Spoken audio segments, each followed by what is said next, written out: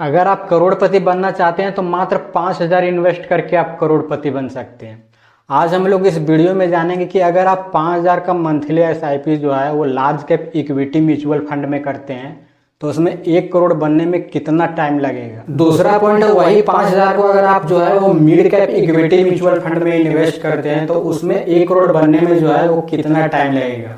और तीसरा पॉइंट है अगर आप वही सेम 5,000 अमाउंट को जो है वो small cap equity mutual fund में इन्वेस्ट करते हैं तो उसमें 1 करोड़ बनने में कितना टाइम लगेगा। अगर आप हर महीने large cap equity mutual fund में जो है वो 5,000 का मंथली एसआईपी करते हैं और अगर उस पर जो है 15% का एनुअली रिटर्न मिलता है और आप एसआईपी को जो कंटिन्यू 23 साल तक करते हैं तो 23 साल के बाद आपके पास लगभग जो है वो 1,03,16,481 रुपया होगा। वहीं अगर आप 5,000 का मंथली एसआईपी जो है वो mid cap equity mutual fund में करते हैं और अगर उस पर जो है एनुअली 17% का रिटर्न मिलता है और अगर आप एसआईपी को जो है कंटिन्यू 21 साल तक करते हैं तो 21 साल के बाद आपके पास लगभग जो है वो 1,14,116 रुपया होगा। वहीं अगर आप 5,000 का मंथली एसआईपी जो है वो small cap equity mutual fund में करते हैं और अगर उस पर जो 20% का एनुअली रिटर्न मिलता है और अगर आप एसआईपी को जो कंटिन्यू 19 साल तक करते हैं तो 19 साल के बाद आपके पास लगभग जो है वो